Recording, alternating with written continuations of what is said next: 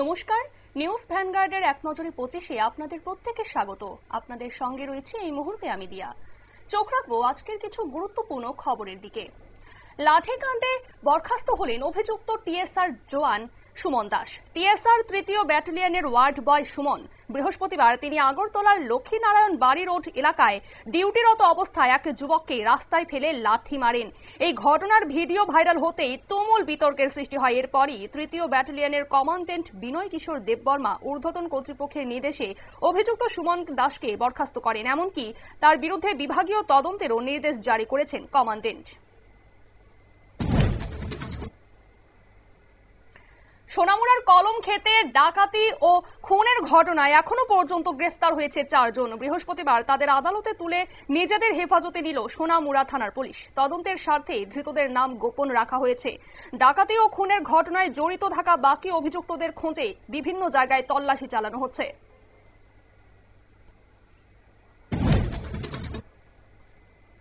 বিশ্রামগঞ্জের এক উপজাতি সম্প্রদায়ের মহিলাকে বাসের মধ্যে হেনস্থা করার ঘটনায় বৃহস্পতিবার সন্ধ্যায় সুকুমার বণিক নামের এক অভিযুক্তকে গ্রেফতার করল বিশালগঞ্জ থানার পুলিশ।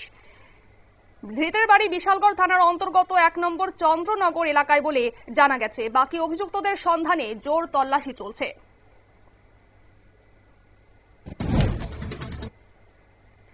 রোহিঙ্গা অনুপ্রবেশে বাধা দেওয়ায় বাড়ি ছাড়া স্বামী স্ত্রী। ঘটনাটি কমলাসাগর বিধানসভার কৈয়াডেপা এলাকার। অভিযোগ, টুটন শীল ও মিটন শীল দীর্ঘদিন ধরেই বাংলাদেশ থেকে রোহিঙ্গা নিয়ে এসে কাজল শীলের বাড়ির সামনে রেখে বিভিন্ন জায়গায় পাঠায়। রোহিঙ্গাদের চিৎকার চেঁচামেচিতে অতিষ্ঠ কাজল শীল এবং তার স্ত্রী 2 পাচারকারীকে বাধা দিতেই শুরু হয় ঝামেলা। গত রবিবার রাতে অভিযুক্তরা অস্ত্র নিয়ে কাজল শীলের বাড়িতে হানা দিলে ওই দম্পতি পালিয়ে বাঁচে। তারপর থেকে মধুপুর থানায় বারবার অভিযোগ জানালেও পুলিশ কোনো ব্যবস্থা নেয়নি। তাই বাধ্য হয়ে বৃহস্পতিবার বিশালগড়ের এসডিপিও দুলাল দত্তের কাছে ছুটে আসেন তারা।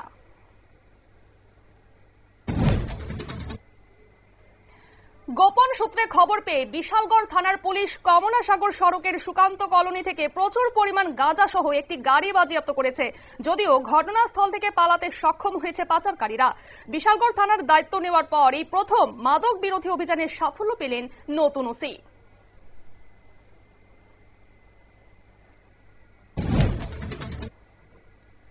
ধর্মনগরে ফের একবার তথাকথিত উন্নয়নের নমুনা প্রকাশ এলো। বৃহস্পতিবার দুপুরে পদ্মপুর তিলথই রোডে এক দুর্ঘটনায় গুরুতর আহত হলেন শিববাড়ি এলাকার বাসিন্দা বিধানভূষণ চক্রবর্তী। স্থানীয় একটি টিভিএস শোরুমের সামনের রাস্তায় বিশাল গর্তে বাইক সহ পড়ে যান তিনি। ভারসাম্য হারিয়ে রাস্তায় ছিটকে পড়ে গিয়ে বাম হাত ভেঙে যায় তার। স্থানীয়দের অভিযোগ, বহুদিন ধরেই রাস্তাটির বেহাল দশা নিয়ে প্রশাসনকে জানানো হলেও কোনো সুরাহা হয়নি।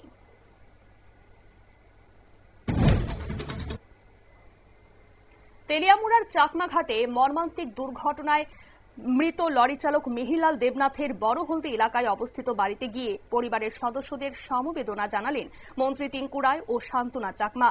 বৃহস্পতিবার মৃতের পরিবারের সঙ্গে দেখা করে শোক প্রকাশ করার পাশাপাশি সরকারি সহায়তা হিসেবে 6 লক্ষ টাকাও তুলে দেন তারা।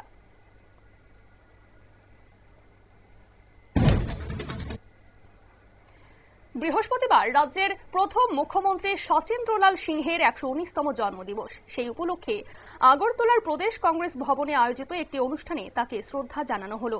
পাশাপাশি প্রাক্তন এমডিসি যদুমোহন ত্রিপুরাকেও তার 18তম মৃত্যুবার্ষিকীতে শ্রদ্ধা জ্ঞাপন করা হয় ত্রিপুরা প্রদেশ কংগ্রেস কমিটির পক্ষ থেকে।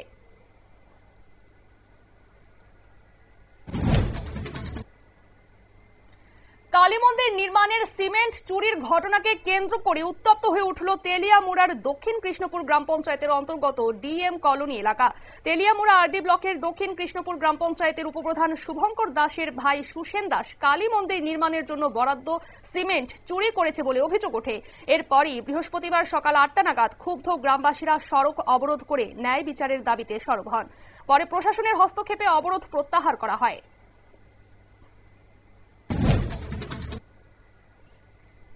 কালীখাসা ও হরিনারায়ণ এই দুটি সুগন্ধিযুক্ত ধান খোয়াই মহকুমার কৃষকরা কিভাবে আরো বেশি মাত্রায় উৎপাদন করবে তা নিয়ে একটি প্রশিক্ষণ শিবির অনুষ্ঠিত হলো। বৃহস্পতিবার খোয়াই মহকুমার উদ্যোগে এই বিশেষ প্রশিক্ষণ শিবিরের আয়োজন করা হয়েছিল পহরমুড়া বলকা কমিউনিটি হলে। সেখানে পহরমুড়া ও ধলাবিল গ্রামের কৃষকদের প্রশিক্ষণ দেন রাজ্য কৃষি গবেষণা কেন্দ্রের যুগ্ম অধিকর্তা ডক্টর উত্তম সাহা এবং উপ অধিকর্তা অমিতাভ চক্রবর্তী।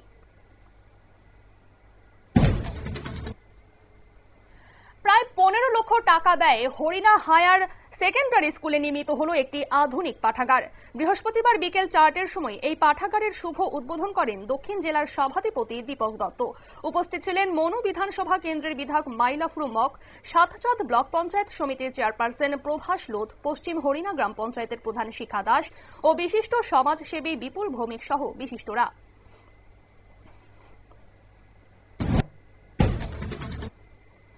বৃহস্পতিবার কৃষি এবং কৃষি কল্যাণ দপ্তরের উদ্যোগে ঊনকোটি জেলার ফটিকরায় বাজারের দুর্গামণ্ডপ প্রাঙ্গণে কৃষি যন্ত্রপাতি বিতরণ অনুষ্ঠান আয়োজিত হল।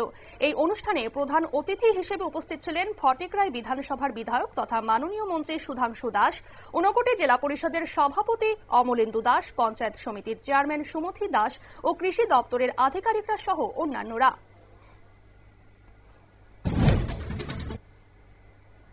বৃহস্পতিবার সকালে খোয়াই চাম্পাহাওড় থানার দিনকুবরা এলাকা থেকে এক যুবকের ক্ষত বিক্ষত মৃতদেহ উদ্ধার করল চাম্পাহাওড় থানার পুলিশ। পুলিশের প্রাথমিক ধারণা ওই যুবককে খুন করে নদীতে ফেলে দিয়েছে কে বা কারা। মৃত যুবকের নাম নারায়ণ দেবনাথ, বাড়ি খোয়াই থানার অন্তর্গত মহদেবটিলা এলাকায়। মামলা দায়ের করে ঘটনাটির তদন্ত শুরু করেছে পুলিশ।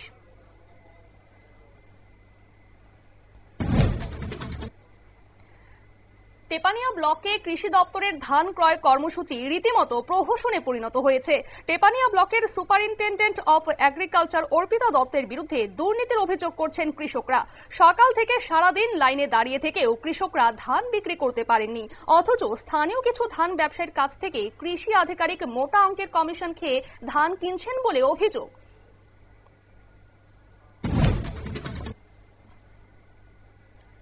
আমেরিকার সঙ্গে শুল্ক যুদ্ধের পরেই বন্ধুত্বের বার্তা নিয়ে ভারত সফরে আসছেন রাশিয়ার প্রেসিডেন্ট ভ্লাদিমির পুতিন। এখনো পর্যন্ত তার সফর সূচি ঠিক না হলেও এই বছরের মধ্যেই তিনি ভারতে আসবেন বলে জানা গেছে। বৃহস্পতিবার রাশিয়ার সাংবাদিকদের মুখোমুখি হয়ে পুতিনের ভারত সফরের খবর দিয়েছেন ভারতের জাতীয় নিরাপত্তা উপদেষ্টা অজিত ডোভাল। জম্মু কাশ্মীরের উধমপুরে নিয়ন্ত্রণ হারিয়ে খাদে পড়ল সিআরপিএফ জওয়ানদের গাড়ি। বৃহস্পতিবার সকালে মর্মান্তিক দুর্ঘটনাটি ঘটেছে উধমপুর জেলার বসন্তগড় এলাকার কন্ডোয়ায়। আচমকায় গাড়িটি নিয়ন্ত্রণ হারিয়ে ফেলে, তারপর খাদে গিয়ে আছড়ে পড়ে। মর্মান্তিক এই দুর্ঘটনায় মৃত্যু হয়েছে 3 জন জওয়ানের, জখম হয়েছেন আরও 15 জন।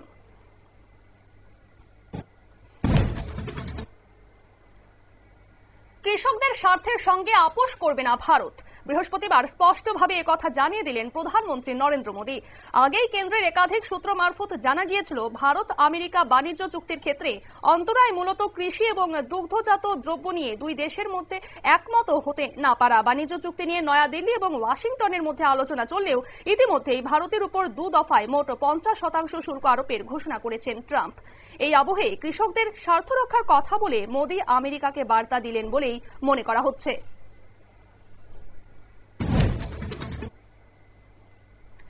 রাজ্যের সমস্ত সরকারি ভবনের রং হতে হবে গেরুয়া। ওড়িশা সরকারের এমন নির্দেশ ঘিরেই শুরু হয়েছে বিতর্ক। পুরনো হোক বা নতুন, সমস্ত সরকারি ভবনই হবে গেরুয়া রঙের। পূর্ত দফতরের তরফে এক বিজ্ঞপ্তি জারি করে বলা হয়েছে, এবার থেকে সমস্ত সরকারি ভবনের রং গেরুয়া হবে। রাজ্য সরকার এই রঙে শিলমোহর দিচ্ছে। ওড়িশার বিজেপি সরকারের এই সিদ্ধান্ত প্রকাশ্যে আসতেই শুরু হয়েছে বিতর্ক।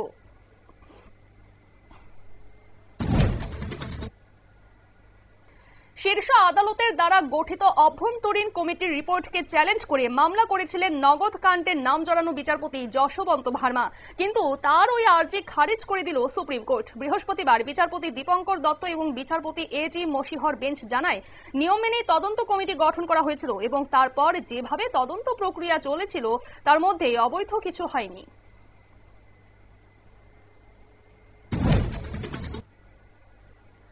মোদীকে আক্রমণ অভিষেকের ট্রাম্পের হয়ে প্রচার করেছিল কে? দিল্লি যাওয়ার আগে প্রধানমন্ত্রী নরেন্দ্র মোদী কূটনীতিকে ব্যর্থ বলে তোপ দাগলেন তৃণমূল কংগ্রেসের সর্বভারতীয় সাধারণ সম্পাদক অভিষেক বন্দ্যোপাধ্যায়।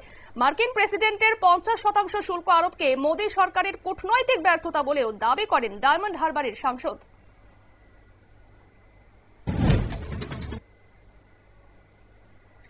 ভারতের হয়ে অলিম্পিকে পদক জয়ীর সঙ্গে লিঙ্গ বৈষম্যমূলক আচরণ করলেন খোদ ফেডারেশন কর্তা। বিস্ফোরক এই অভিযোগ জানিয়েছেন টোকিও অলিম্পিকে ব্রোঞ্জ জয়ী অসমের লভলিনা বরগোহাই। তারকা বক্সারের অভিযোগ, বক্সিং ফেডারেশন অফ ইন্ডিয়ার এক্সিকিউটিভ ডিরেক্টর কর্নেল অরুণ মালিক তার সঙ্গে অপমানজনক আচরণ করেছেন। গোটা ঘটনাটিকে নিয়ে কেন্দ্রের কাছে অভিযোগ জানিয়েছিলেন লভলিনা।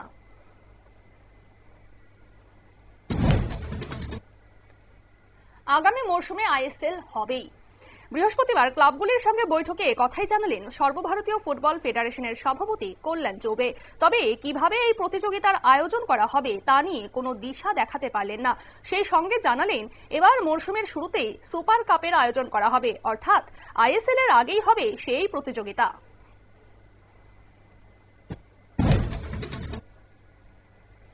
এশিয়া কাপ হকিতে দেখা যাবে না পাকিস্তানকে। পেহেলগাম হামলা এবং অপারেশন সিঁদুর আবহে ভারতে দল পাঠাচ্ছে না পাক হকি সংস্থা। 27 আগস্ট থেকে 7 সেপ্টেম্বর পর্যন্ত চলবে এই প্রতিযোগিতা। আয়োজক দেশ ভারত ছাড়াও এশিয়া কাপের 12তম সংস্করণে অংশ নেবে জাপান, কোরিয়া, চীন, মালয়েশিয়া, ওমান ও চাইনিজ তাইপে।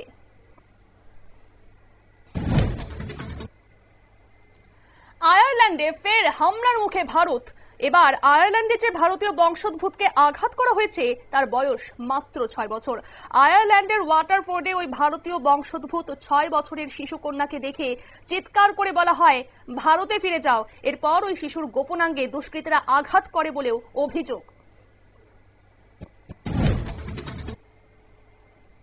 একদিকে ভারতের উপর 50% শুল্ক চাপানোর সিদ্ধান্ত ডোনাল্ড ট্রাম্পের, অন্যদিকে 2 মাসে দ্বিতীয়বার আমেরিকা সফরে যাচ্ছেন পাকিস্তানের সেনাপ্রধান আসিম মুনির। মার্কিন সেন্ট্রাল কমান্ডের কমান্ডার জেনারেল মাইকেল কুরিল্লার অবসর গ্রহণ অনুষ্ঠানে যোগ দেবেন তিনি। তবে ট্রাম্পের সঙ্গে দেখা করবেন কিনা তা এখনো জানা যায়নি।